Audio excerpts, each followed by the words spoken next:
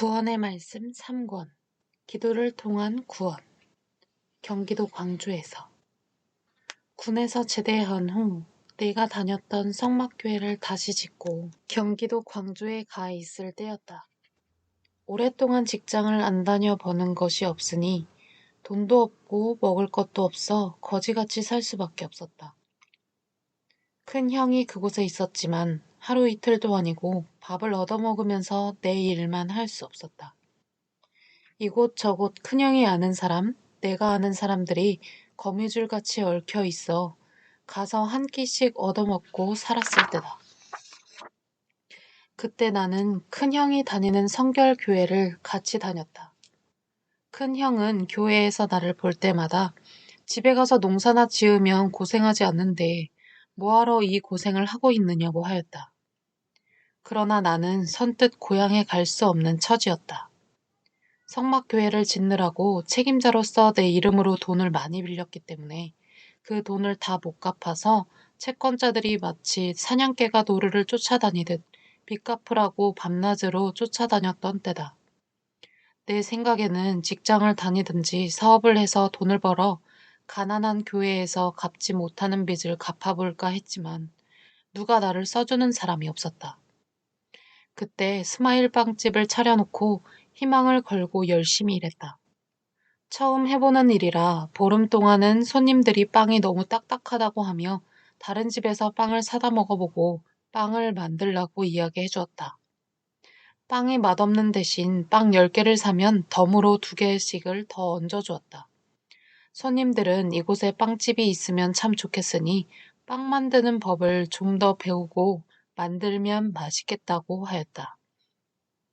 한 달 후부터는 빵집에 불이 날 정도로 사람들이 모여들기 시작했다. 완벽하게 연구해서 만들었기 때문이다. 맛있다는 소문이 나서 동서남북에서 자기네 집 앞에 빵집을 지나 나에게까지 오게 되었다. 광주에 스마일 빵집을 모르는 사람이 없을 정도로 소문이 나버렸다. 특히 광주고등학교 학생이 많았다. 하루에 밀가루 2~3포대씩은 소모가 되었다. 이러다가 회사도 차리겠다는 자신이 생기며 예수님의 큰 뜻이 있구나 나름대로 깨달았다.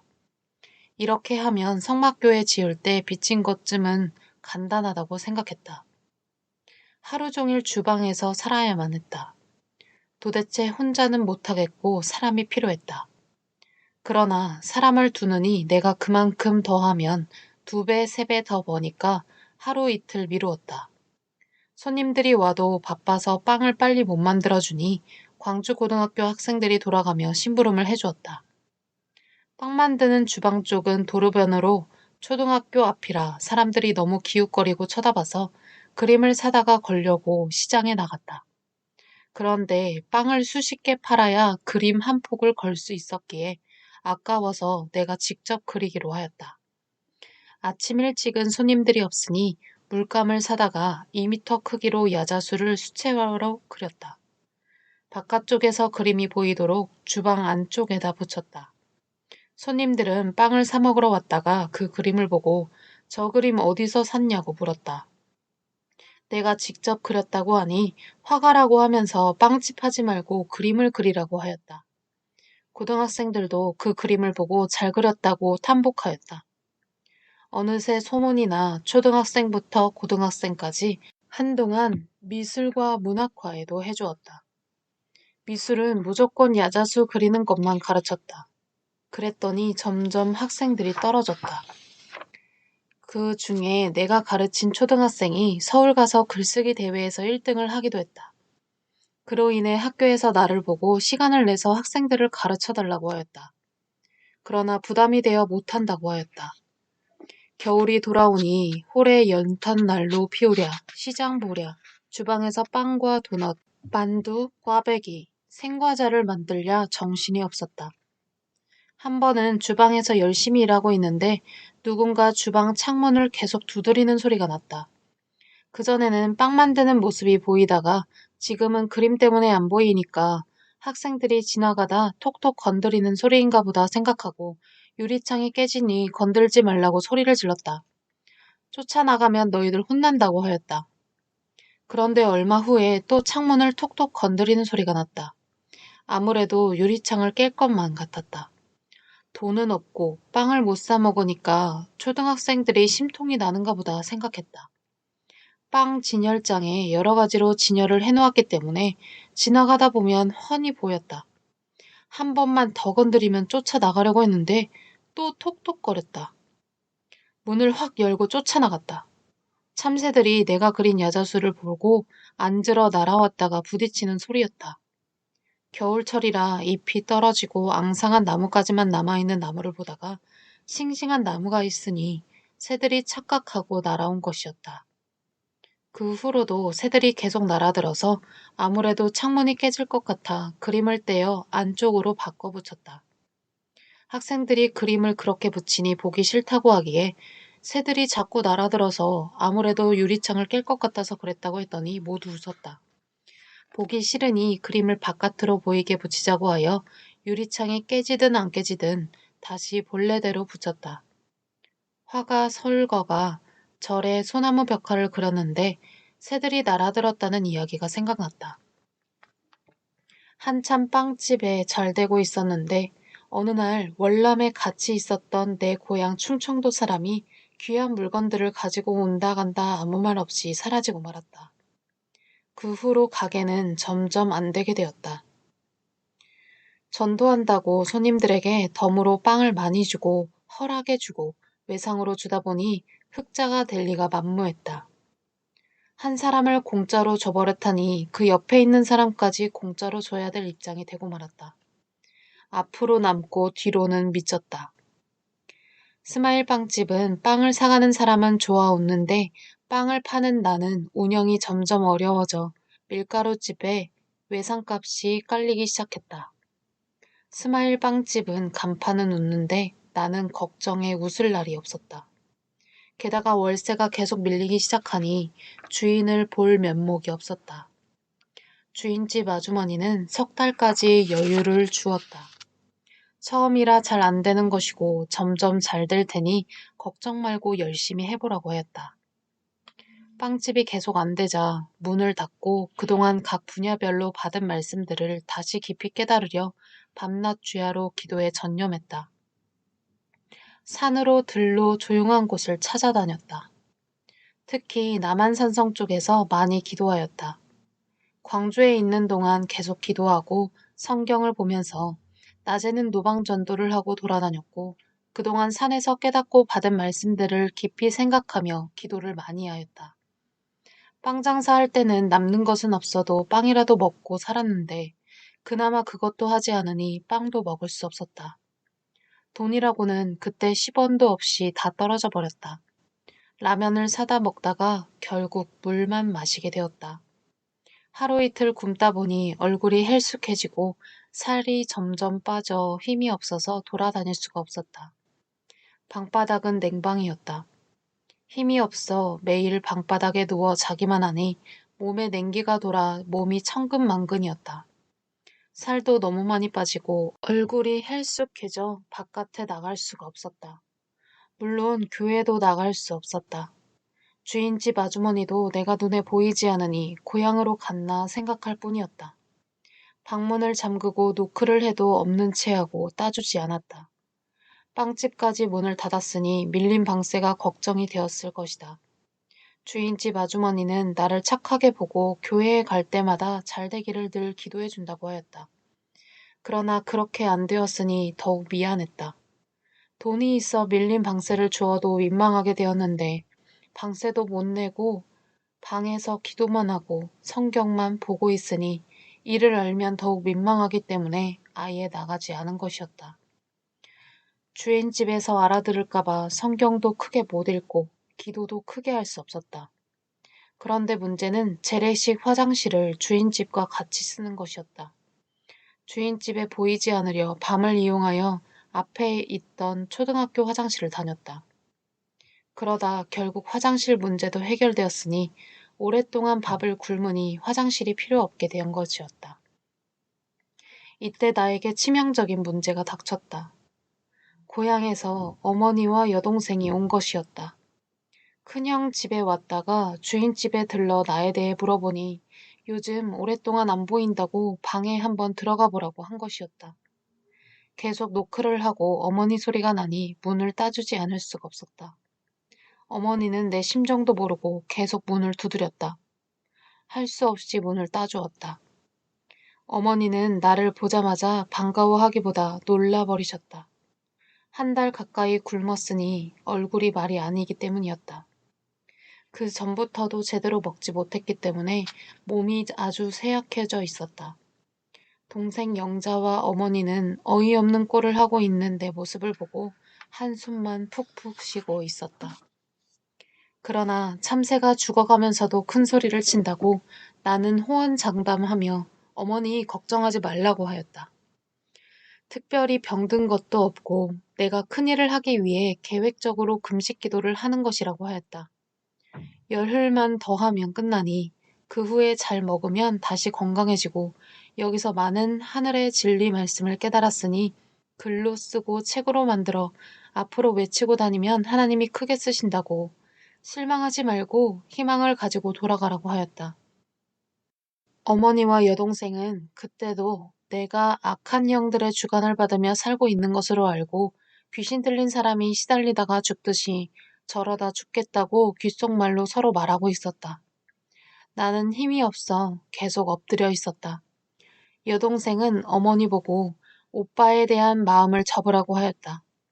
어머니는 내가 월남도 갔다 오고 큰일을 한다고 하더니만 결국 이렇게 되고 말았구나 하시며 남한테 말하기도 부끄러운 환경을 보고 정말 실망하셨다. 늘 교회에서 내 자랑하시며 동네에 사람도 없지만 사람들을 만나기만 하면 내 자랑을 하시던 어머니는 이날 내 꼴을 보고 스스로 자신이 민망스러웠던 것이었다. 남들은 자식들이 많아서 하나쯤이야 쓰러져 죽어도 그러려니 하겠지만 나는 누구보다도 고생을 많이 하고 어렸을 때부터 죽을 고비를 많이 넘기며 살아왔고 또 전쟁터에 가서도 수많은 죽을 고비를 넘기며 살기 위해 발버둥치고 산기도도 많이 다녔기에 어머니는 처참한 나의 모습을 보고 칼에 가슴을 베인 듯 아파하는 모습이었다. 어머니는 언제쯤 집에 올 거냐고 물으셨다. 집에 가도 교회 지을 때 빚진 것 때문에 별 뾰족한 수도 없지만 한마디 물어보는 것이었다. 나는 빚쟁이들 때문에 어디 갈 수 있겠냐고 핑계를 댔다. 나는 나대로 꿈이 있고 이상이 있었지만 어머니께 다 말할 수가 없었다. 예수님께서 아무도 모르게 가르친 하늘의 비밀들을 그 누구에게도 말하지 말라고 하였기 때문이었다. 어머니께 금식 끝나고 몸이 회복된 후에 이곳 정리하고 갈 테니까 돌아가시라고 하였다. 어머니는 눈물로 기도를 해주고 떠나셨다. 이 일로 주인집 아주머니는 내가 방에 있는 것을 알아버렸다. 마음이 착하고 은혜가 충만했던 그 집사님은 그 후로 몇 번이나 뜨거운 물을 끓여다 주며 먹으라고 하였다. 그리고 식사 못했으면 같이 식사하자고 하였다. 지금 특별히 기도하는 시간을 가지고 있다고 말했더니 아주머니는 수시로 뜨거운 물을 가져다 주어도 되겠냐고 하였다. 나는 괜찮으니 오지 말아달라고 하였다. 나도 위신이 있고 자존심이 있기에 내 험한 꼴을 보여주고 싶지 않았기 때문이다. 하나님과 예수님의 뜻이 있어서 기도하게 하였으므로 모든 사람을 만나지 못하게 금지시켰던 것이었다. 그때는 금식 기도를 하는 것이 아니라 돈이 없고 먹을 것이 없어서 밥을 굶고 있었던 기간이었다. 그러면서 계속 기도를 하고 있었다. 7년 전 예수님께서 기도하는 가운데 나타나 붓을 들라고 하신 말씀이 다시 생각나게 되었다. 이때 붓이 무엇인지 깨닫게 되었다. 그래서 하루에 32절지 종이에 150장씩 글을 썼다. 그 글들이 지금 이 시대에 가르치는 30개로 말씀이다. 말씀을 받은 곳은 대둔산과 월명동 집덕골에서 받았지만 말씀을 쓴 곳은 이때 이곳이었다. 힘이 없어서 글을 써도 무슨 글씨인지 읽을 수 없게 써놓았다. 처음에 쓸 때는 내가 알아보면 되겠지 했지만 일주일이 가고 한 달이 가니 내가 쓴 글인데도 알아볼 수가 없었다. 내가 밥을 못 먹고 물만 먹은 지가 얼마나 지났는지 알 수 없었다. 한 번은 바깥 공기를 쐬고 싶어 밖으로 나갔다. 비틀거리기는 했지만 걸어 다닐 수는 있었다. 초등학교 옆에 있는 상점 앞, 길 옆에 늘비하게 있는 빵들이 제일 먼저 눈에 띄었다. 거기서 눈길이 떼어지지 않았다. 돈이 있어야 하나라도 사 먹을 수 있는데 돈이 없으니 사 먹을 수 없었다. 그저 하나만 사 먹으면 열흘은 배고프지 않을 것 같았다. 주인이 상점 안쪽에 있어서 얼마든지 하나 집어먹을 수 있었지만 양심이 살아 팔딱팔딱 뛰니 도저히 집어먹을 수 없었다. 하기야 먹을 것이 없어 한 달 이상 굶었다고 하며 빵 하나만 달라고 했어도 주었을 것이다. 게다가 상점 주인은 나를 아는 사람이었다. 그런데 그렇게까지 하며 빵을 먹고 싶지 않았다. 하나님과 예수님이 내 마음을 틀었던 것이다.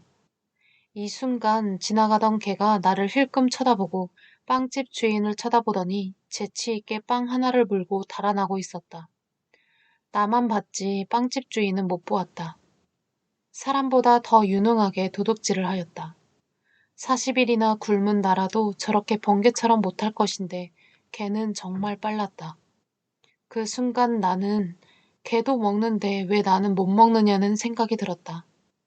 하나 먹으라는 암시일까? 하나 먹으라고 걔를 통해 자연계시를 하는 것일까? 하며 먹고 싶은 마음이 생겼다. 하나 집어가다가 걸려도 주인이 나를 아니까 하나 집어먹어버릴까? 그러다 또 생각이 들었다. 내 인생이 걔 인생과 다른 것이 무엇이랴. 똑같은 짓 하면 사람도 짐승이지. 사람은 어떤 환경에서도 사람 짓을 해야 짐승 취급을 안 받는다. 그렇다. 걔는 나처럼 안 굶었을 것인데 거침없이 양심 없이 빵을 물고 달아나 버렸다. 나는 이렇게 굶어 쓰러질 지경이니 얼마든지 훔쳐 먹을 수 있었지만 그렇게 하지 않았으니 걔보다는 낫다고 깨닫게 되었다. 개와 사람이 다른 것이 이것이구나. 여기 계속 서 있다가는 빵집 주인한테 의심받겠구나 생각했다. 빵 하나가 없어졌으니 혹시 내가 먹지 않았을까 생각할까 합니다.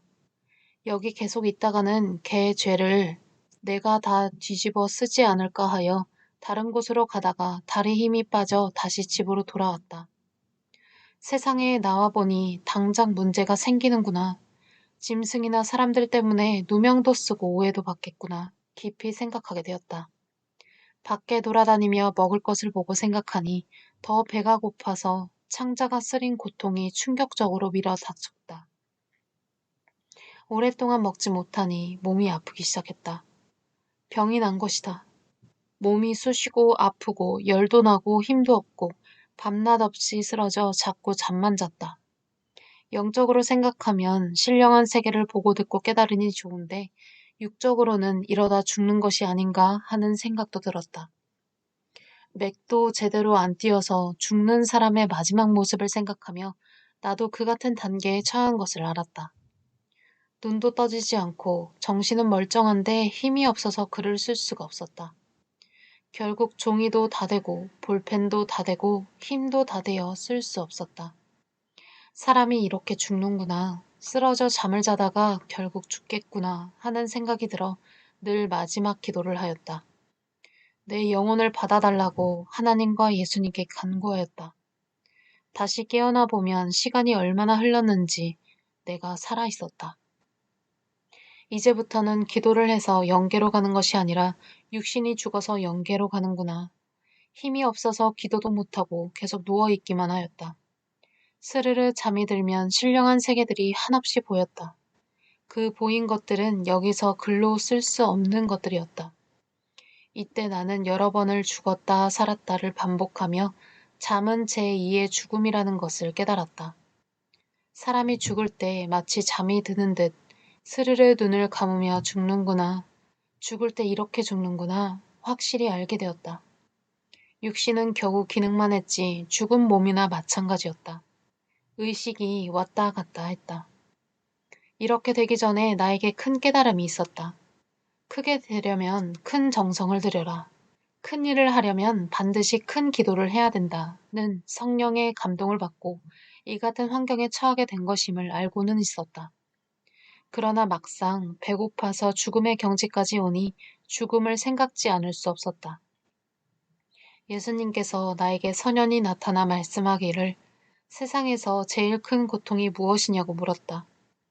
내가 지금 배고파 있으니 배고픈 고통이 제일 크다고 하였다. 두 번째 큰 고통은 무엇이냐고 물었다. 몸이 아프니 아픈 고통이라고 하였다. 못 먹으면 아프고 아프면 못 먹으니까 이 고통은 죽음에 이르는 고통이라고 말했다. 예수님은 그러하다고 하시며 육신이 못 먹으면 병들고 죽듯이 또 병들면 못 먹어서 죽듯이 영혼도 그러하다고 말씀하셨다. 그러므로 온 인류의 영혼이 굶주린 자들을 먹이고 병든 자들을 낫게 하기 위해 하나님의 말씀을 전하여 먹여줘야 된다고 말씀하셨다. 굶주림을 면하게 하여 영혼을 살리고 영혼의 병도 고쳐줘야 된다고 말씀하셨다. 요셉이 이집트의 풍년 때 양식을 먹고 저장하였듯이 시대의 말씀을 많이 깨닫고 배워나가서 말씀을 전하여 배고파 쓰러진 영혼들을 살리며 인생들을 구원해야 된다고 말씀하셨다. 그 어느 누구를 막론하고 배고프면 못 견디며 아무리 미인이라도 오래 굶으면 그 아름다움이 사라지게 되고 명예, 권력가를 막론하고 못 먹으면 인생 끝나듯이 그 어떤 종교인일지라도 하나님의 말씀을 듣지 못하면 배고파 고통받는 자와 똑같다 하였다. 시대가 굶주려 모두 죽어 있으니 이 시대의 말씀을 깨닫고 이 시대의 말씀을 전해야 살아난다고 하였다. 그래야 구원을 받을 수 있다고 말씀하셨다. 내가 배고프고 아프니 육신이 뼈저리게 깨닫게 되었고 마음은 물론 영혼까지 깊이 깨닫게 되었다. 이때 내가 매일 밤낮으로 했던 일은 영혼과 정신은 총명하였으므로 기도하는 것이었다. 육신은 무릎도 꿇지 못하고 앉아 있지도 못하여 항상 누워 있었다. 육신이 하는 일은 다만 죽었다 살았다 매일 반복할 뿐이었다. 몇 달이 갔는지 알 수 없었다. 영은 구원받아 죽지 않았지만 육신은 아무래도 죽을 것만 같았다. 나는 갖은 몸부림과 발버둥을 치며 결심했다. 오늘은 무슨 일이 있어도 열일 제치고 큰형 집에라도 가야겠구나. 영에 빠져 살다가는 육이 죽겠다. 숭늉이라고 한 그릇 얻어 마시고 와야 되겠다. 아침 먹을 즈음에서 보다 일찍 큰형 집으로 가기 시작했다. 도대체 제대로 걸어갈 수가 없어서 골목길 돌담벽을 잡고 겨우 걸어갔다. 어지럽고 힘이 없어 허리를 펼 수 없었다. 그러나 큰형 집에 가면 먹을 것을 먹을 수 있다고 희망을 걸고 가니 그나마 실가닥 같은 힘이라도 나서 한 걸음 한 걸음 걸어갈 수 있었다. 500m를 가는데 꽤 시간이 걸린 것 같았다. 늦게 가면 아침 식사 후라서 모두 직장에 가고 없기 때문에 목숨을 걸고 돌담벽을 부둥켜 잡고 반은 기어서 갔다. 형님은 서울로 출퇴근을 하기 때문에 보다 일찍 식사를 하기에 그야말로 몸부림을 치며 재촉해 갔다. 큰 형님 집에 들어가니 마침 모두 밥을 먹고 상을 밀어내고 출근을 하려고 막 옷을 입고 있었다. 다 먹고 빈 밥그릇만 봐도 생기가 돌았다. 큰 형님은 나를 보고 속이 상하는지 한마디도 안 했다. 내 바싹 마른 몸과 얼굴은 마치 시체 같았다. 몸이 아프냐고 묻지도 않았다. 교회에서나 주위 사람들이 큰형님을 나름대로 우러러보고 존경하는데 동생이 미친 사람처럼 돌아다니는 것을 보면 너무 난처한 일이기에 혹시 누가 볼까 걱정을 하는 눈치였다. 밥상을 보니 누가 먹다가 말았는지 쌀밥이 3분의 1쯤 밥 공기에 남아 있었다. 그것을 쳐다보니 당장이라도 집어먹고 싶었다. 부식은 보이지도 않았다. 없어서가 아니다. 밥이면 되니까 말이다. 형수님은 출근하는 형님 뒷바라지에 바쁘신지 분주한 모습이었다. 형수님도 직장에 나가야 되므로 정신없이 설거지를 하고 같이 나가야 되기 때문인지 바빴다. 형수님은 나를 보고 어디 아프냐고 물었다. 내색하지 않으려고 괜찮다고 하였다. 나를 보고 얼굴이 너무 헬쑥해졌다고 하며 어떻게 하면 좋겠냐고 하였다. 그러면서 다 먹은 밥상을 내갔다. 그때 나는 현기증이 났다. 밥을 봤을 때는 괜찮았는데 밥이 없어지니 희망이 절벽이 되어 버렸다. 여기까지 온 보람이 수포로 돌아가고 말았다. 밥 보고 왔는데 그렇다고 아까 오자마자 앉아서 밥을 먹을 수가 없었다. 내 밥이 아니니 줘야 먹을 수 있기 때문이었다. 평소의 눈총 때문에 내 자존심에 덥석 먹을 수가 없었다. 형님이나 형수님이 왜 밥 먹었냐는 말을 안 했을까? 그때만을 기다리며 먹었냐고 물어보면 안 먹었다고 하며 즉시 먹으려고 했는데 집에 가라고 그렇게 당부했어도 집에도 안 가고 고생하고 있는 내 꼴이 민망스러운 것 같았다. 남은 밥이라도 꼭 먹으려고 했었는데 밥이 더 없으니 아예 물어보지 않은 것 같았다. 큰형님은 직장에 간다고 옷을 입고 바로 나갔다. 형수님은 뒤따라가려고 정신없이 마지막 남은 설거지를 하고 있었다. 어린 조카들은 유치원과 학교에 가기에 바빴다. 나는 할 수 없이 되돌아왔다. 오는 길은 먹을 희망이 없으니 더 힘이 빠지고 더 현기증이 나서 앉아서 걸어왔다. 500m는 멀고도 멀었다. 골목에 지나가는 사람들이 나를 보고 거지인가? 미친놈인가? 생각하며 그 좁은 길에서 나와 부딪히지 않으려고 담장에 바짝 붙어 지나갔다. 지나가는 여학생들이 미친 사람이다 라고 말하는 소리가 들렸다. 혹은 거지다 하는 말도 들렸다. 이 말 저 말 듣기 싫어 담장을 잡고 서서 걸었다. 사람이 거지같이 사니까 거지 취급을 받는 것은 당연하지만 서러웠다. 지나가다 거지 보고 못 도와주면 말이라도 따뜻하게 해주고 가야지. 혓바닥 잘못 놀리면 거지한테 죄를 짓는 일임을 깨달았다. 성경에 나오는 거지 나사로가 생각났다. 내가 거지 나사로구나. 육신은 거지지만 영은 거지가 아니니 죽으면 천국은 자신이 있으니 누가 뭐래도 마음이 뿌듯했다. 이 꼴을 성막리 동네 사람들, 교인들, 부모님이 안 봤으니 정말 다행이었다. 만일 성막리 사람들이나 교인들이 이 꼴을 보았으면 완전히 돌았구먼, 미쳤구먼, 별소리를 다 들었을 것이다. 세상에 이럴 수가 있단 말인가. 몇 달이나 굶고 살려고 거기까지 갔는데 밥 먹으라는 말 한마디 없단 말인가. 내 형제인데 배달은 혈통도 아닌데 예수님 분명히 옆에서 보셨지요. 내가 앞으로 잘 살게 되었을 때 큰형님이 이 같은 어려움을 당하고 나를 찾아와도 절대 도와주지 않겠어요 하였다. 예수님이 내 눈에 보이지 않았으나 듣고 계신 것으로 알고 대화를 하였다. 누구한테 하소연할 사람도 없었다. 내 마음 잘 알아주시고 나를 위해 십자가에 죽어주신 예수님밖에 없었다. 이때 네가 배고파 몇 달이나 굶었으니 밥 좀 달라고 말해보았느냐 하는 음성이 들렸다. 역시 예수님의 음성이었다. 아니 예수님 누가 봐도 배고파 굶주린 몸인 것을 아는데 남도 아닌 형제가 밥 먹으라고 말하는 것이 도리가 아니겠어요? 하며 예수님이 내 입장이 되어 생각해 보시라고 하였다. 밥 먹었냐는 소리를 못하면 밥이 없으니 먹다만 밥이라도 먹겠냐고 말하는 것이 도리이지 않느냐고 하였다. 내가 미우니까 밥을 주지 않은 것이라고 말했다. 그런데 미운 자식 밥 한 술 더 준다는 말이 있듯이 정말 미우면 얼른 밥 먹고 가라고 했을 텐데 그것도 아니었다. 예수님이 나에게 다시 말씀하시기를 네가 배고프다고 말을 안 해서 안 준 것이다. 몇 달 동안 굶주려서 찾아갔는데 왜 말을 못했냐. 그렇게도 굶주리고 갔으면 밥 달라고 과감하게 말해야지. 혼날지라도 창피할지라도 자존심이 상할지라도 네가 말해야 되지 않겠느냐. 사람은 말 안 하면 모른다. 말을 안 해서 몰랐으니 네가 잘못한 것이다 하셨다. 나는 나도 모르게 눈물을 펑펑 흘리면서 내 잘못을 깨닫고 흐느꼈다. 배고파서 갔는데 병신같이 밥 달라는 말을 왜 못했을까?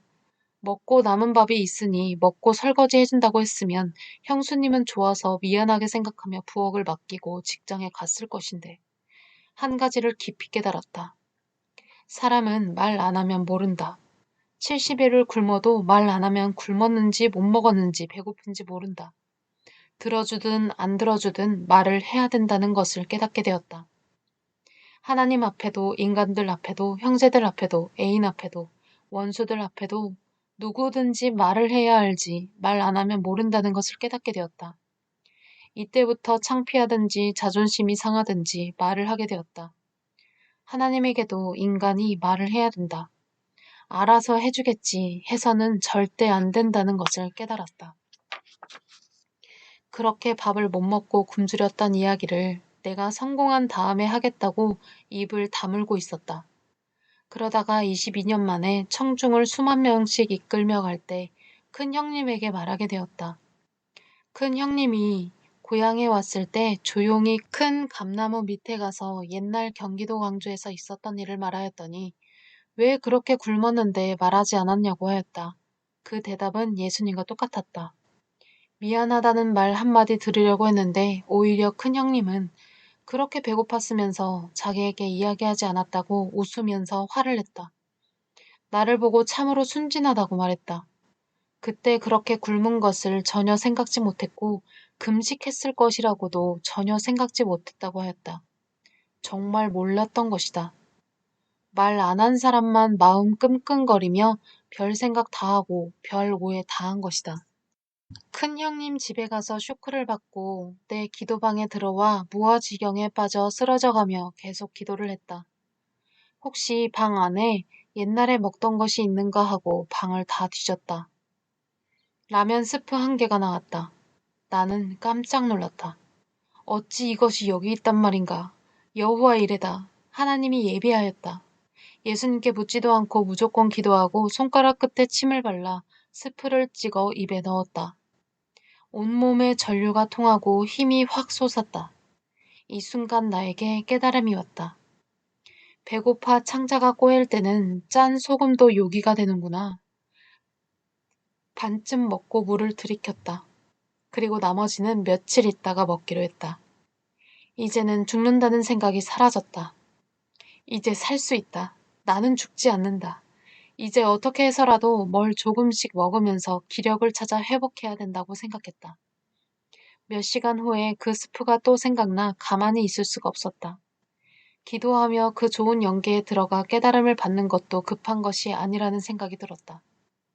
내 육이 살아야 영도 산다. 육이 죽으면 영도 끝난다. 육의 생명이 귀한 것을 깨닫게 되었다. 육의 구원이 시급한 것이다. 천하를 주고도 바꿀 수 없는 생명을 절감하였다. 먹다 남은 라면 스프가 계속 눈에 아른거려 결국 못 참고 다 먹어버렸다. 행여 부엌이나 빵을 만들던 주방에 뭐라도 있는가 하고 그제야 찾기 시작했다.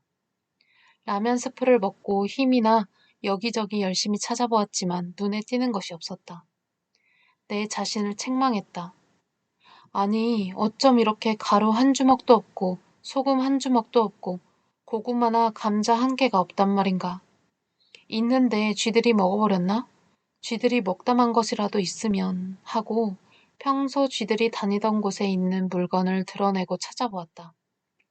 역시 아무것도 없었다. 후에 깨달은 일이지만 이런 세계로 들여보내려는 하늘의 뜻이 있었기 때문에 부엌이나 방에 아무것도 없도록 그 전에 배고파 다 먹어치우게 한 것이었다. 이렇게 본격적으로 굶기 전에도 계속 먹을 것이 없어서 하루 한 끼를 겨우 먹거나 아예 건너뛰면서 이 꼴을 당한 것이었다. 시골 같으면 칡뿌리라도 캐먹고 농사 지어 놓은 밭에 가서 땅을 파면 이삭이라도 주워 먹을 수가 있는데 그리고 집이 있으니 뭐라도 가져다 먹을 수 있으련만 속수무책이었다. 그래도 그날은 소금이라도 먹고 나니 요기가 되어서 좋긴 했지만 무엇이라도 더 먹어야 되는데 못 먹으니 속이 더 쓰리기 시작했다.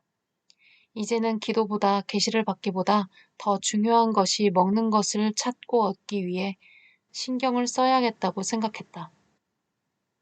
그런데 도저히 먹을 것을 찾을 길이 없었다. 주인 집에는 갈 수 없었다. 너무 오랫동안 밀린 방세 때문이었다. 그리고 주인집 아주머니에게 내 꼴을 보여줄 수가 없기 때문이었다. 나를 착하고 멋있게 보았는데 이 꼴을 보면 너무 실망을 할 뿐만 아니라 우리 큰형님과 같은 교회에 다니고 있으니 이 말을 큰형수한테 하면 곤란하기 때문이었다. 하루 종일 눈을 들어 하늘을 보고 산을 보고 들을 보아도 유리창을 통해 밖을 내다보아도 무엇을 가지고 올 사람이 전혀 없었다.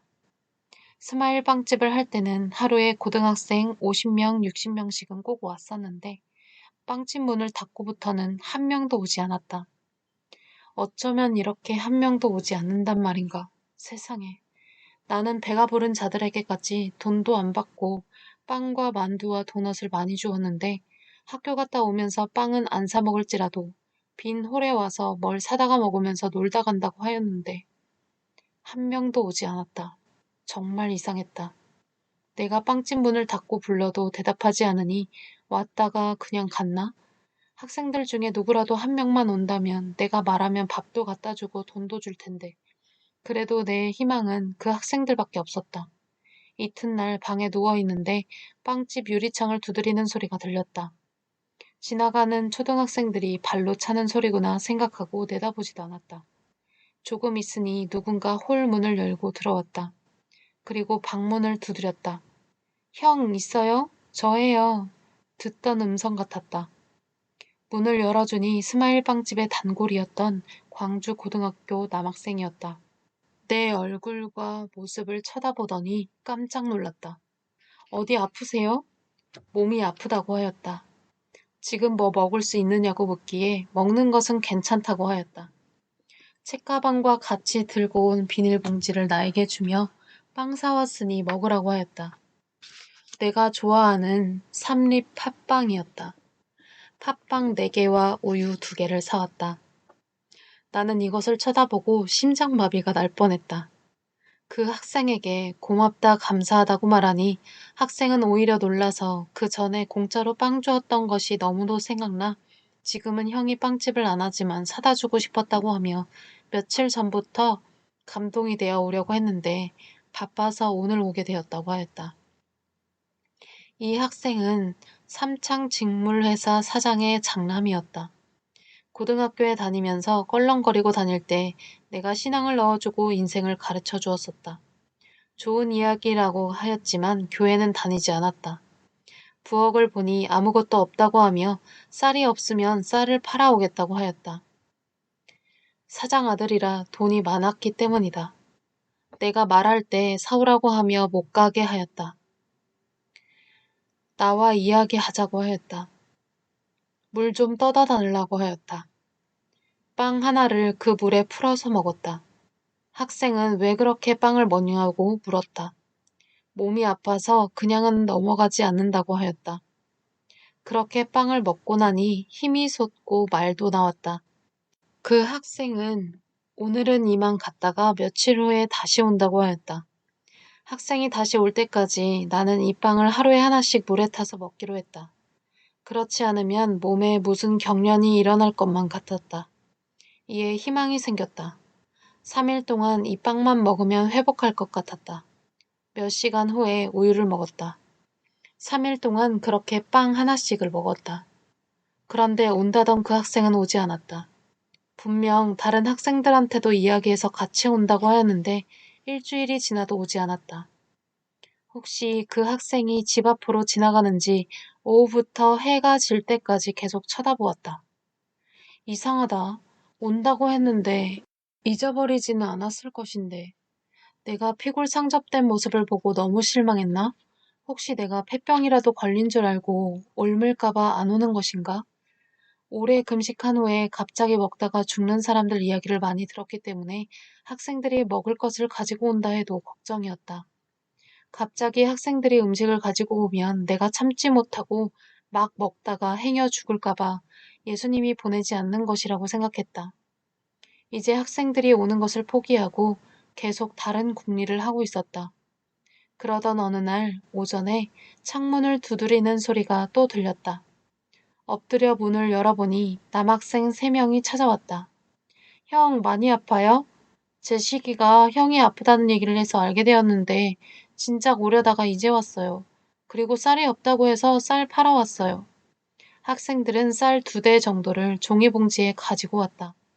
부식은 사오지 않았지만 부식 생각할 경화는 못 되었다. 쌀을 손으로 집어먹으면서 쌀 좋다고 맛보는 척하며 계속 깨물어 먹었다. 나는 쌀 부자가 되었다. 아, 있을 때 학생들에게 빵을 공짜로 주며 잘해준 것이 잘한 일이었구나. 그렇지 않았으면 이런 때에 쌀을 팔아올 리가 만무한데. 역시 사람은 동물을 기르기보다 사람을 길러야 된다. 형, 생쌀 먹지 말고 밥 해 먹어요. 이 학생들은 내 심정을 몰랐다. 내가 고향에 간 줄 알고 그동안 찾아오지 않았다고 말했다. 몇 번 와서 불렀는데 대답이 없어서 그냥 돌아갔다고 하였다. 필요한 거 이야기하면 또 사온다고 하며 다음에 올 때는 무엇을 사오냐고 하였다. 그들은 고등학교 3학년이었고 학생회장과 간부를 맡고 있었다.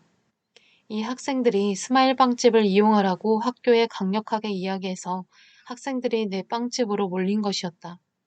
이에 소문이 나서 사람들이 몰려들었기에 빵집이 잘 되어 다과점을 하나 만들려고 생각하기도 했었다. 여학생들은 그 빵집이 잘 되면 빵집에 취직하겠다고 말하곤 했다. 그런데 내가 빵집 문도 닫고 아파서 누워있는 모습을 보고 앞으로 자기들이 취직해서 돈 벌어 나를 먹여 살리겠다고 하였다. 그러니 걱정 말라고 하였다. 마음이 뿌듯했다. 걱정이 다 사라졌다. 그들은 태권도 2단, 1단자들이었다. 형, 광주 바닥에서 누가 건들면 우리한테 얘기해요. 야, 나같이 착한 사람을 누가 때리겠냐? 너희들 운동 왜 배웠냐? 운동 배운 것을 써먹을 때는 약한 자가 강자한테 맞으면 막는데 써먹어야 된다. 그리고 학교에서 애들 때리지 마. 그전에는 때렸는데 이제 안 때릴 거예요. 하였다. 모두 집안이 괜찮게 사는 학생들이었다. 이상하게 여학생들은 한 명도 오지 않았다. 학생들은 다음에 또 오겠다고 하며 돌아갔다. 연탄불을 피워야 죽을 써먹을 수 있기 때문에 나는 곧장 부엌에 가서 연탄불을 피웠다. 몇 달 만에 처음으로 연탄불을 피운 것이다. 쌀 한 주먹을 냄비에 넣고 푹푹 삶아 멀겋게 풀죽을 쑤어 먹었다. 간장도 없고 소금도 없으니 그냥 먹었다. 쌀이 떨어질 때까지 이렇게 계속 죽을 쑤어 먹었다. 이후로 학생들이 간혹 오면서 빵도 사오고 쌀도 사왔다. 한 달 이상을 중병에 걸린 사람이 죽을 먹듯이 하였다. 그 후에는 광주교회에 아는 사람 집을 찾아다니며 한 끼 한 끼 밥을 얻어먹었다. 특히 내 고향에서 주일학교 반사를 하던 여자가 결혼하여 이곳에서 살고 있었다. 김장로 집이었다. 그 집을 가끔 왔다 갔다 하며 식사를 했다. 너무 잘해줘 미안해서 계속은 갈 수 없고 3일에 한 번씩 갔다. 내가 주일학교 다닐 때 여선생이었던 그는 고향에 가면 누구 부럽지 않게 살 수 있는데 뭐하러 여기서 이 고생을 하냐고 하였다. 자기는 결혼했으니 할 수 없이 여기서 살지만 성막리는 감도 많고 먹을 것도 많아서 좋고 정든 고향이니 얼마나 좋으냐고 하였다. 자기 생각 이상은 이해를 못하지만 앞으로 큰일을 할 것으로 믿는다고 말했다. 5월이 지나 조금씩 노방 전도를 다니며 교회를 나가기 시작했다. 교회 청년들이 고향에 갔다 왔냐고 물었다. 그런데 몸이 왜 이렇게 말랐냐고 모두 한마디씩 했다. 이때 기념사진을 찍어 놓았는데 지금 보아도 너무 말라있는 모습이다. 청년들 집에 다니면서 밥을 주는 대로 한 끼씩 먹으며 6월 초까지 지냈다. 빵집 전세비를 낼 수 없으니 미안해서 집을 비워주기로 하였다. 주인집 아주머니는 그동안 밀렸던 월세를 그 남편과 상의했으니 몇 달치만 달라고 하였다. 결국 큰 형수가 이 사실을 알고 그 돈을 내주었다. 주인집 아주머니는 큰 형수와 나이가 비슷했기 때문에 친하게 지냈고 그래서 나에게 더 잘해주었던 것이다. 그리고 누가 집을 보러 와서 내주어야 하는데 어떻게 하면 좋겠냐고 하였다. 내가 갈 곳이 없으니 걱정을 한 것이다. 내가 교회 청년들 집으로 갈 수 있다고 말했더니 그러면 일주일 후에 방을 비워달라고 하였다. 내가 최고 걱정하는 것이 방세 문제였는데 해결이 되어서 너무나도 기뻤다. 감사하다고 말하며 앞으로 열심히 하여서 큰 사람이 되어 찾아뵙겠다고 하였다. 그 후 내가 한 말대로 만여 명이 따르게 되고 섭리 역사가 커졌을 때 주인집 아저씨를 성남체육관에서 열린 집회에 초청하여 나에 대한 간증을 들었다. 그는 성결교 장로가 되어 있었다. 나는 광주에 있으면서 계속 낮에는 전도하고 돌아다녔다. 어떤 사람은 내가 전도한다고 밥을 사주기도 하고 용돈을 주기도 하였다. 그리고 집에 데려다 재워주기도 하였다. 하루는 전도하고 돌아다니는데 이날은 데리고 가서 재워주는 사람이 없었다. 거리를 돌아다니면 도둑놈으로 오해할까봐 광주 남산공원으로 올라갔다.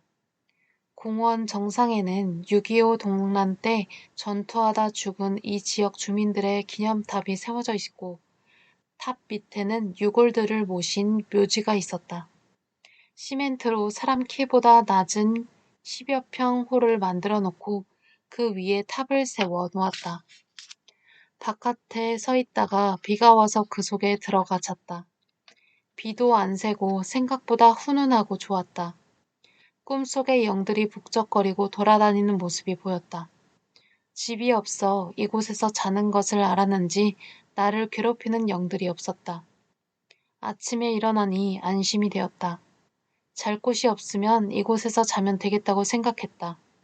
이곳이 나의 비상 거처지가 되었다.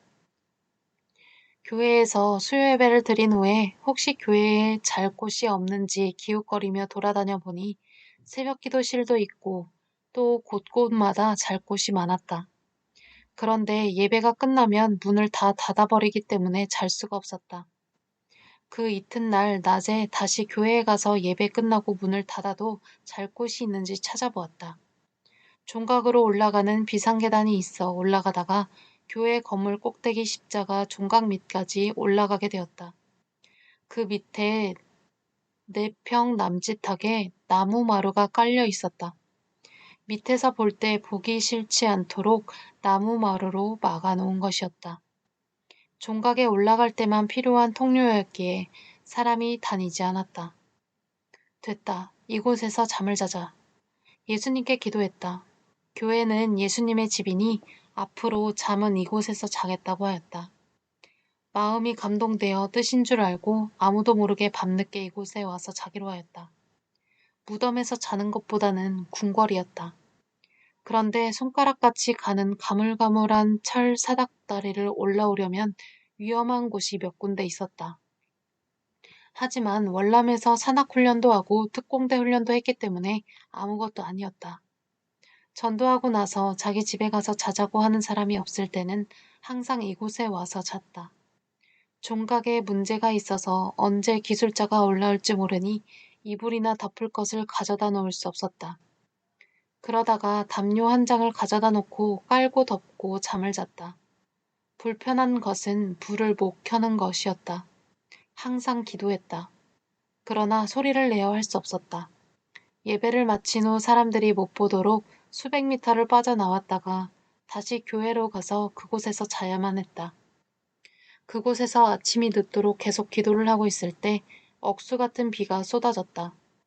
교회 십자가 밑에 뾰족한 함석으로 입힌 종각 밑에 귀청이 울리도록 그 소리가 요란했다. 천둥 번개도 치며 비가 마구 쏟아졌다. 나는 하나님과 예수님께 감사했다. 들어갈 곳이 없으면 쏟아지는 비를 다 맞았을 것인데 이곳에 있으니 다행이라고 감사하며 기도했다. 나는 그때 몸이 아파서 얼굴에 알밤만한 종기가 4개나 나 있었다. 곪기 직전이라 머리가 쑤시고 터질 듯이 아파서 사경을 헤맬 정도였다. 욕과 같은 고통을 당하고 있는 것을 깨달았다. 온몸은 피부병에 걸린 사람처럼 간지러워서 손톱으로 사정없이 긁어댔다. 여러 가지 고통을 두고 기도했다. 아픈 고통이 참으로 큰 고통이었다. 이럴지라도 하나님과 예수님을 사랑하며 투덜대지 않았다. 예수님도 이러한 고통을 당했다는 생각만 들었다. 누구든지 복음만 전하고 돌아다니며 돈 못 벌면 마찬가지라고 생각했다. 얼굴이 이렇게 되었기에 전도를 하러 다닐 수 없었다. 사람들이 내 얼굴을 볼까봐 교회에 나갈 수도 없었다. 종기가 다 곪을 때까지 지옥 같은 고통을 당할 것을 생각하니 괴로웠다. 며칠 전 큰형님 집에 갔을 때 형수님은 내 얼굴을 보더니 괴로워서 어떻게 살겠냐고 하며 병원에 가서 찢든지 해야 되지 않겠냐고 하였다. 하나만 나도 괴로워 못 사는데 저렇게 많이 나서 괴로워 어떻게 하냐고 안쓰러워했다. 큰 형님이 나에게 요즘은 어디에 있냐고 묻기에 예수님이 마련해준 좋은 곳에 살고 있으니 걱정 말라고 하였다. 집이 차가워서 부르스럼이 난 것 같다고 하며 여기 와서 자라고 하였다. 그러나 조카들도 있는 데다가 단칸방이어서 갈 수가 없었다. 다락에 있는데 이것저것 꽉 차 있어서 들어가 잘 틈이 없었다. 큰 형수는 다락이라도 정리해서 거기에 있으면 어떻겠냐고 말했다. 나를 위해서 방둑에 있는 집으로 이사 가려고 하는데 지금은 형편이 못 되니 기도 좀 많이 해달라고 하였다. 먼저 먹을 것이 없어 아예 굶을 때보다 그래도 요즘은 뭐라도 먹고 살아서 배고파 죽지는 않으니 견딜만 했다. 세상의 아픈 자들을 기도해 주어 꼭 낫게 해주어야겠다고 생각했다. 그런데 내 얼굴에 종기를 두고 아무리 나으라고 기도하여도 어제나 오늘이나 아픈 것은 똑같았다. 거울을 보니 얼굴에 종기는 성이 나서 벌거냈다. 도대체 왜 이런 것이 났는지 모르겠다. 특별히 잘못한 것도 없는데. 이런 것이 하필이면 얼굴에 났으니 추잡스러웠다. 계속 못 먹고 차가운 곳에서 자니 난 것이 분명했다. 욥기서를 읽으며 내가 욥의 입장과 같다는 생각이 들었다. 욥도 얼굴에 이같이 종기가 났을까 생각했다. 아니, 욥은 잘 먹고 잘 살다가 사탄이 시기 질투하여 연단을 받은 것이지만 나는 잘 살지도 못했는데 이런 일을 당하니까 한편으로 억울하기도 했다. 종기와 부스럼만 안 났으면 바짝 마른 내 몸을 보고 사람들이 뭐라 하면 이래봬도 속은 꽉 찼다고 신앙의 자부심을 가지며 살겠건만 이제는 모든 것을 포기해버렸다. 주일학교 여자 반사들 청년부들이 나를 보면 안쓰럽게만 생각했다. 이제는 위신, 체면, 낯짝 세울 것 없이 생긴 대로 살 수밖에 없었다. 그래도 굶기 전에 스마일 빵집을 할 때까지만 해도 여자 반사들 중에서는 나와 결혼하고 싶다고 큰 형수를 통해서 말하여 듣기도 했는데 신세 따라지가 되어 버리니 나를 은근히 좋아하며 속심을 먹은 여자 반사들이 이제는 나에게 정이 뚝 떨어진 것을 느낄 수 있었다.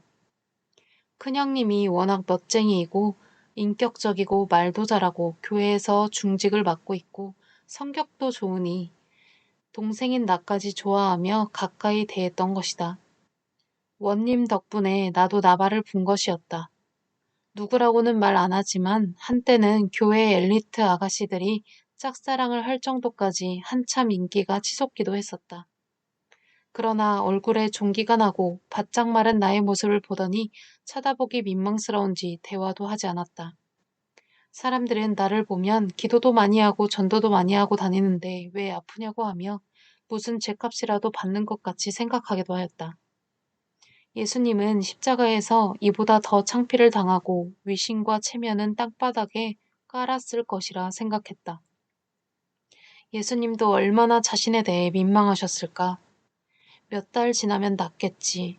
근데 얼굴에 흉이 생기면 어떡하나.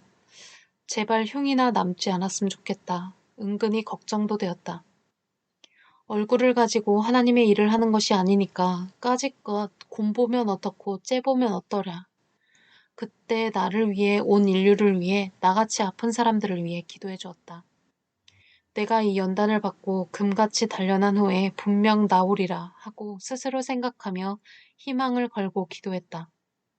사람이 막다른 골목에 처하게 되니 죽지만 않으면 다행이라고 생각했다. 이렇게라도 사는 것이 하나님이 주신 복이라고 생각했다.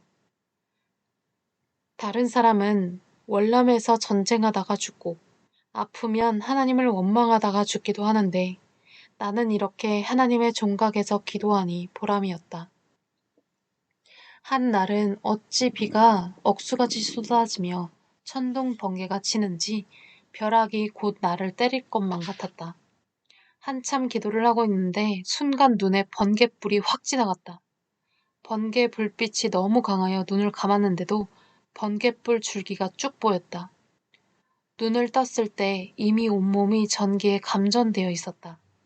그리고 머리 위에서 마치 포탄이 터진 것 같이 천둥 번개 소리가 났다. 온몸이 찌릿하고 움직일 수가 없었다. 말로 표현할 수 없을 정도로 찌릿했다. 3000볼트 고압선이 몸에 닿은 것 같았다. 견딜 수 없는 느낌이었다. 몸을 움직일 수가 없어서 무릎을 꿇은 채 가만히 있었다.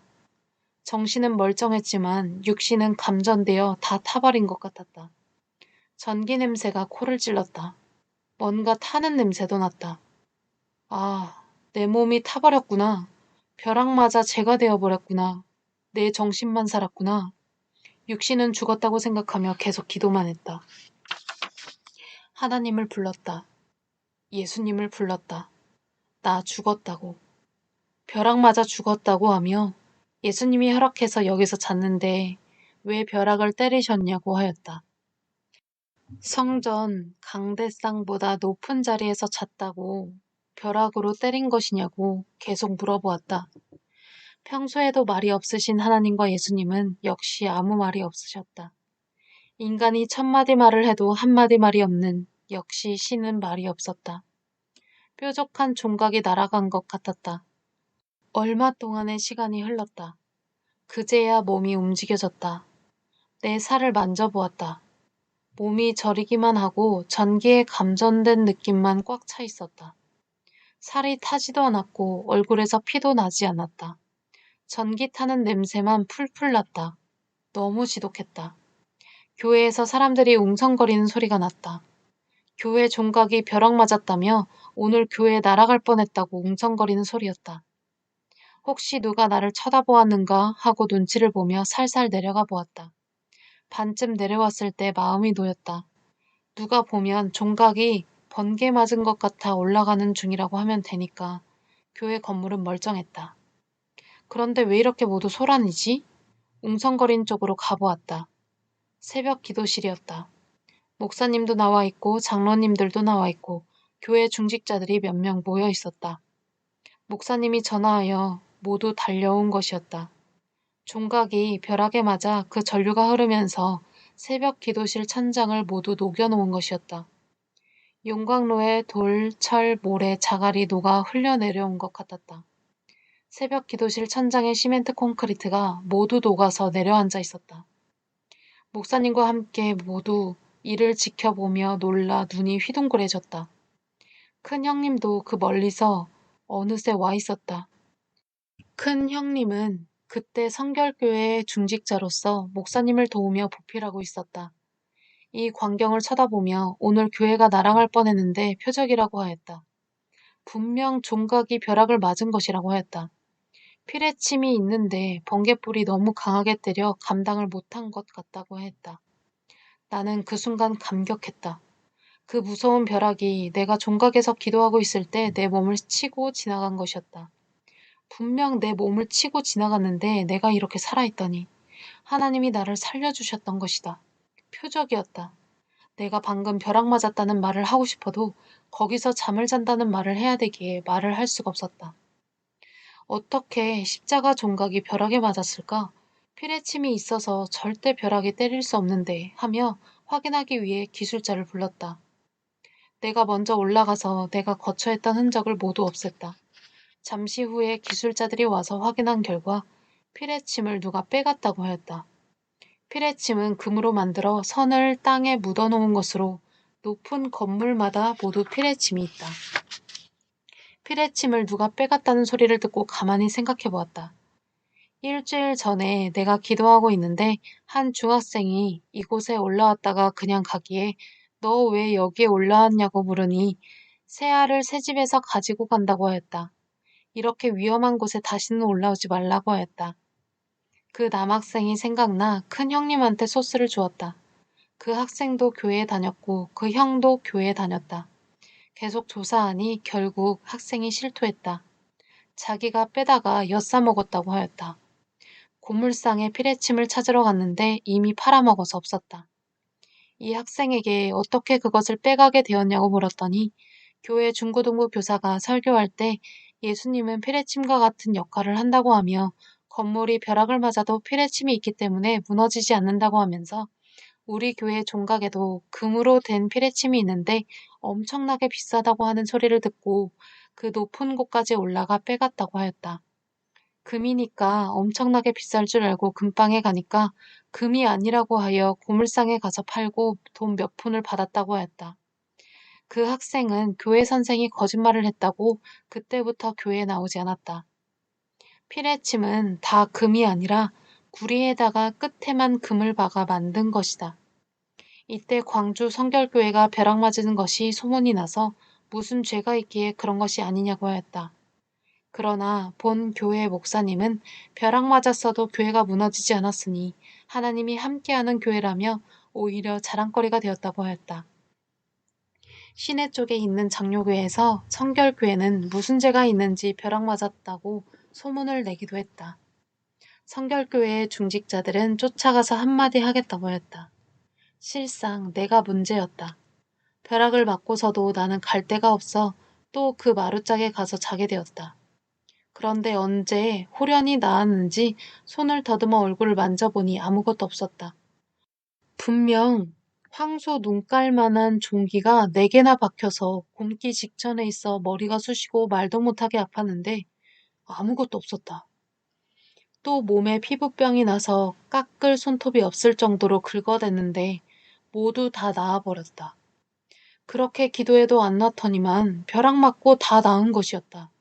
나에게 벼락이 양약이었다. 벼락 맞으면 몸에 있는 병이 다 낫는다더니 정말 맞구나. 벼락이 이렇게 좋단 말인가? 벼락이 만병통치약이로구나. 수십만 볼트로 몸을 지졌으니 나을 만도 했다. 피부병뿐만 아니라 위, 간, 신장, 그 외에 내장에 있는 병들까지 모두 다 없어진 것 같았다. 벼락 맞고부터 머리가 총명해져서 어렸을 때 한 일까지 기억이 날 정도였다. 내가 벼락 맞고 정신을 차린 것인가? 어떤 사람은 자식이 말 안 듣는다고 저 벼락 맞아 죽을 놈이라고 욕을 하는데 이는 욕 중에도 큰 욕이라 하지만 벼락 맞았어도 죽지 않았으니 참 기적이었다. 참으로 신기했다. 전지전능하신 하나님이 나와 함께 하시고 예수님이 능력으로 나와 함께하여 꼭 죽을 것인데 산 것을 생각하니 기쁨이 충만하였다. 무엇보다도 하나님과 예수님이 나와 함께 하신다는 사실이 기뻤다. 평소에도 하나님이 나와 함께 하신다는 것을 믿었지만 정말 확실하게 믿어졌다. 누가 벼락 맞고 살 정도로 하나님이 함께할 자가 있으랴 생각하니 자부심이 하늘까지 치솟았다. 눈에는 하나님이 뵈지 않지만 도울 것은 다 도와주셨다. 정말 기절촉풍할 기적이었다. 표적이었다. 사람이 200볼트 전기에 감전되어도 죽는데 수백만 볼트 벼락에 감전되었는데도 살았다니 정말 능력의 하나님이시다. 월남에서 꼭 죽을 것인데 살았던 일들이 영화 필름처럼 스쳐 지나갔다. 내가 벼락을 맞아도 죽지 않을 만큼 영육이 능력을 받았구나. 하나님이 함께하는 자가 되었구나 생각하니 감격하였다. 벼락 1. 이 무슨 날벼락이랴.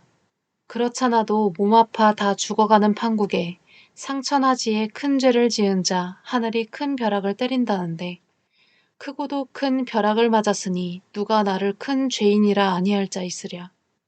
살았으니 할 말 있어 다행이라. 벼락 맞고 지옥 같은 고통과 병 다 나았다. 기절초풍 표적이다. 아, 이제 신이 된 기분이다. 창조주가 큰 벼락 때려 확인하였도다. 콘크리트 하늘 성전도 용광로의 쇠처럼 녹아 흘렀건만 내 몸속의 잡생각과 지옥 같은 고통의 병들만 녹아 빠져 나갔도다. 벼락 2. 벼락 맞고 감격하여 벼처럼 고개 숙여 회심합니다. 번개 맞았으니 이제 번개같이 지혜, 총명, 지식, 번쩍이며 주의 사랑 몸이 되어 살렵니다. 피레침은 다시 해서 꽂았지만 이곳에서 더 이상 있고 싶지 않았다. 어느 날 앞에서 말한 김장로가 나에게 어디서 머무느냐고 물었다. 특별히 머무는 장소가 없다고 하였다. 자기가 큰 과수원을 관리하게 되었는데 거기 빈방이 있으니 거기 머물면서 틈틈이 성경도 보며 같이 과수원을 돌보자고 하였다. 하나하나 익어가는 과일들을 보며 모두 익으면 따먹는다는 소망을 가지고 보람있게 지냈다. 그곳에 있으면서 많은 시간을 내어 성경을 보며 그동안 받은 진리의 말씀을 원고로 썼다. 6월이 되니 자두가 익기 시작했다. 하나씩 따먹으며 관리를 해주었다. 그해 가을 사과가 익을 때까지 그곳에 있으면서 과일을 주식으로 삼으며 지냈다. 몸이 원상태로 회복되었다. 하나님과 예수님이 나를 이렇게 인도하여 몸을 회복시켜 주신 것이었다. 기도함으로 벼락에 맞았어도 살게 되었고, 기도함으로 나의 구원의 길을 가게 되었고, 모든 인생들에게 전할 생명의 말씀을 받게 되었다. 이렇게 사람을 구원하는데 힘이 들고 어려운 고통들이 있었다. 겨울철에는 과수원이 문을 닫았다. 나는 또 갈 곳이 없게 되었다. 할 수 없이 큰형님 집에 들어가서 한동안 다락방을 쓰게 되었다. 거기서도 계속 마음 놓고 있을 수가 없었다. 목사님께 가서 내가 교회 청소를 하고 싶은 마음이 생겼는데 어떻게 생각하느냐고 물었더니 그렇지 않아도 교회에 사찰이 꼭 필요한데 돈이 없어서 세울 수가 없다고 하였다. 그럼 내가 사찰을 해보겠다고 하였다. 1층, 2층 청소를 하다 보면 3시간 정도 걸렸다. 그리고 목사님 서재에서 잤다. 겨울철에는 교회 본당과 1층 중고등부 예배실과 교육관에 톱밥 난로를 피워주기에 바빴다. 나이 드신 권사님들이 어찌 말들이 많으신지 교회 청소 깨끗이 하라고 볼 때마다 당부하였다. 수고한다는 말은 없고 청소 열심히 하라고 하며 교회를 한 번 더 쓸어야 되겠다고 수시로 말했다. 교회 사찰은 정말로 하기 힘든 일이었다. 교회를 짓고 돈이 없으니 사찰을 들 수 없어서 서로 싸울 때였다. 목사님은 나에게 한 달에 10,000원씩 주었다. 봄까지 사찰을 하였다. 목사님은 수고한다고 하며 선물을 하나 주었다. 헌 자전거였다. 타는 방법을 모른다고 하니 일주일 동안 타는 방법을 가르쳐 주었다. 자전거를 타게 해서 심부름을 시키려는 것이었다. 한 번은 이 자전거를 타고 좋아서 혼자 나들이를 갔다. 광주에서 벌레 쪽으로 가는데 산을 넘어 내리막길이 있어 급경사를 타고 내려가게 되었다. 그러나 자전거가 고물이라 브레이크가 말을 듣지 않았다. 앞에서는 덤프트럭이 달려오고 있었다. 절벽으로 뛰어내리려고 했으나 너무 높아서 죽을 것만 같았다. 결국 덤프트럭은 내 몸을 스쳐 지나가고 나는 끝까지 정지를 못하고 평지까지 그대로 내려갔다. 구사일생으로 살게 되었다. 예수님은 나를 깨우쳐 주셨다. 브레이크 없는 인생, 절제 못하는 인생이다. 왜 이 같은 고물 자전거를 나에게 주었을까? 당장 자전거를 불태워 없애고 싶었다. 그러나 주일 학교 학생들을 실어 날라야 하기 때문에 그냥 고쳐 쓰기로 했다. 그러나 돈이 없어 못 고치고 다음 달에 용돈을 타면 고치기로 하고 그냥 탔다. 그런데 주일에 내 반 학생을 태우고 시장을 지나오다가 젊은 아주머니가 몰고 가는 강아지 목을 쳤다. 역시 브레이크가 안 잡혔던 것이다. 강아지는 목이 부러졌는지 낑낑댔다. 아주머니는 앙칼진 눈으로 첫마디에 쏘아붙이며 강아지가 물어내라고 하였다. 3대 독자 다친 것보다도 더 무섭게 덤벼들며 욕설을 퍼부었다. 걔는 목을 땅에 떨어뜨리고 버리적거렸다. 사람들이 모여들어 구경하는데 정말 창피했다. 나는 강아지가 살기를 기도하며 만져주고 쓰다듬어 주었다. 그러나 눈을 보니 아무래도 죽게 생겼다. 구경하던 사람들은 객값 물어줘야겠다고 말하며 시장에 강아지 많은데 한 마리 사주지 저런 창피를 당하냐고 하였다. 아니 돈 몇십 원이 없어서 브레이크도 못 고치는데 그 비싼 강아지를 어떻게 사? 내가 태우고 가던 우리 반 주일 학생은 울상을 하다가 우리가 모두 돈 걷어서 사주면 되잖아요? 하였다. 이번만큼은 정말로 자전거를 때려 부숴야겠다고 생각했다. 아주머니가 퍼붓는 말은 갈수록 심해졌다. 이때는 어떤 아저씨가 뭐 때문에 이렇게 소리를 지르는 거야? 하면서 사람들 사이를 헤치고 들어왔다. 네 세상이야? 도대체 듣기 싫어서 길을 못 가겠네. 강아지를 친 이야기를 하니 이 복잡한 거리에 사람도 좁아 못 다니겠는데 왜 개새끼를 끌고 다녀?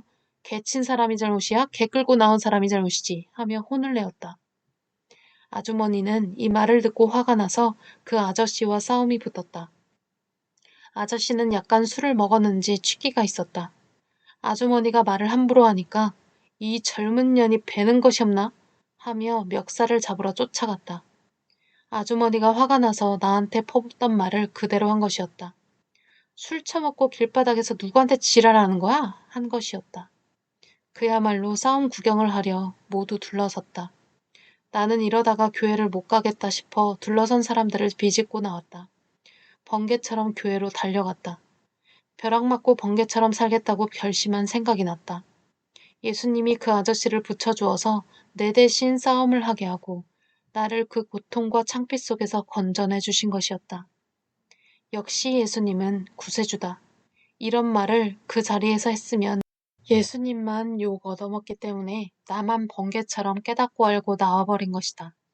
두 아이를 다시 자전거에 싣고 오면서 이렇게 보람있게 쓰는데 자전거를 부수면 안 되겠다는 생각이 들었다.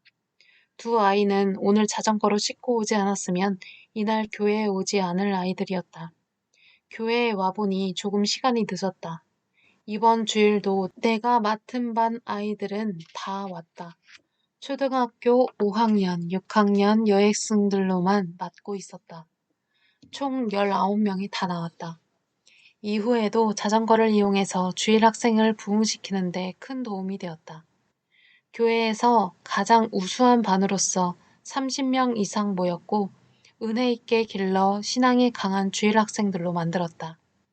한 번은 눈이 많이 쌓이고 영하 17도까지 내려가는 추운 날이었다.